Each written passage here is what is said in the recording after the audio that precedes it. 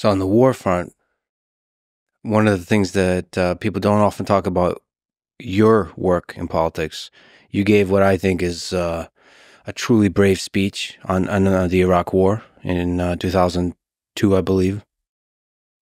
You voted no on the Iraq Resolution. You voted no on the Patriot Act.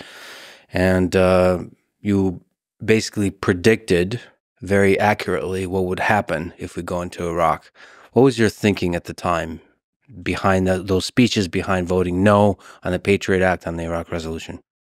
It maybe, ironically, came out of maybe the war in Vietnam and the ease and lies that people told. We went into Vietnam under a lie. We lost close to 60,000 Americans, millions of people in Vietnam. Cambodia died as a result of that. So you think twice about it. And in the war in Iraq, you had, people like Dick Cheney and others telling us, oh, they have nuclear weapons and all that stuff. It's the only way we can resolve the issue. I didn't believe it. I didn't agree with it. And you're right. Turns out, historically, I was right.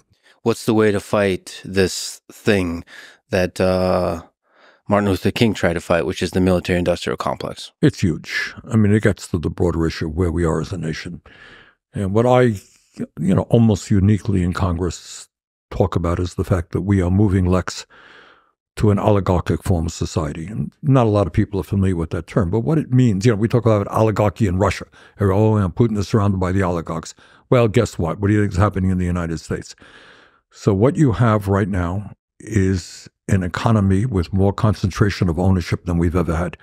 All right, that means whether it's agriculture, transportation, healthcare, whatever it may be, fewer and fewer massively large corporations control what's produced and the prices we pay.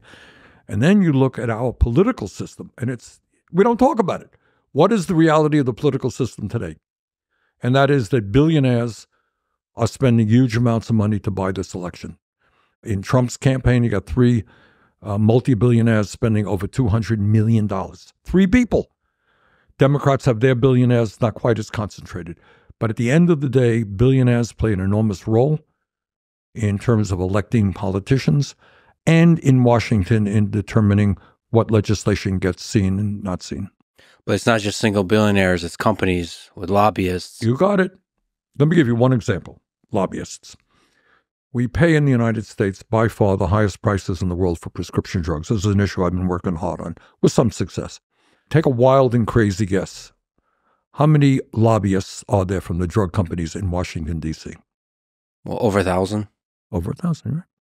There are 100 members of the Senate, 435 members of the House, 535 members of Congress. There are 1,800 well-paid lobbyists representing the drug companies, including former leaders of the Republican and Democratic Party. That is why, one of the reasons why, we pay the highest prices in the world for prescription drugs. Military-industrial complex. You got a revolving door. People go from the military into the General Dynamics, into Lockheed Martin and the other large companies. And what we see there is an institution in the Pentagon. We spend $1 trillion a year on the Pentagon.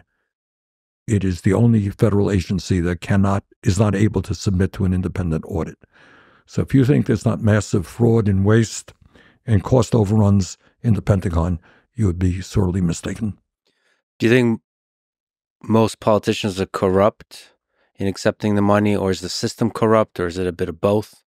If the corrupt means that, hey, here's $10,000, vote this way, doesn't work like that. Very, very rare. Occasionally, very, very rare. That's corruption. What happens is that if you are in a campaign, and right now the amount of money that people have to raise, you're running for Senate in Ohio, you're talking about $50, $60 million. Where the hell are you going to get that money? It's not going to be $10 donations. You're going to be surrounding yourself with people who have the money. You're going to go $5,000 plate dinners, etc. So you surround yourself with those people who say, oh, these are my problems. This is what I need. I need a tax break for billionaires, blah, blah, blah, blah. So you live in that world. They are your financial support. They are, in a sense, your political base. So you're very cognizant of what you do in terms of not upsetting them. So it's not corruption in the sense of people, taking envelopes with huge amounts of money to vote a certain way. That very, very rarely, if ever, happens. It is the power of big money to make politicians dependent on those folks. And that's why, when I ran for president, what I'm probably maybe most proud of is the fact that we received millions and millions of campaign contributions, averaging $27 a piece, I think, in 2016. Have companies, lobbyists ever tried to buy you, try to influence you? We don't welcome them into our office. I do deal with these guys, but it's usually on a confrontational tone. No, so they don't come into my office very often telling me their problems. So how do we fix the system? How do we get money out of politics? This is not, like many other issues, we don't have to reinvent the wheel here. It exists in other countries. If you go to, every country has their own election system, but nobody has a system where billionaires can spend unlimited sums of money through super PACs to elect the candidates of their choice. So first thing you got to do, and one of the things, Lex, I found that the more important the issue, the less discussion there is. The less important the issue, the more discussion there is. A number of years ago, the United States Supreme Court, in one of its more pathetic decisions, passed the Citizens United decision. And what Citizens United decision said is, you're a multi-billionaire. You want the freedom. You're a free person in a free country. You want the freedom to buy the government. And how terrible it would be to deny you the freedom to spend hundreds of millions of dollars on a campaign to elect the candidates. And they said that's your freedom, and that's what Citizens United is about. We've got to end that.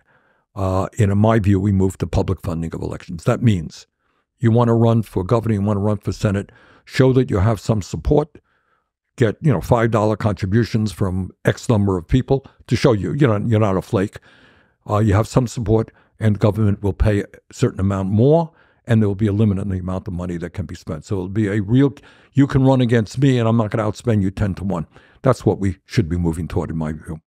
How do we make that happen when there's so much money in the system and the politicians owe to the people who paid for their election? Does it have to come from the very top, essentially sort of a really strong, populist president? But you're right. You raised exactly the question.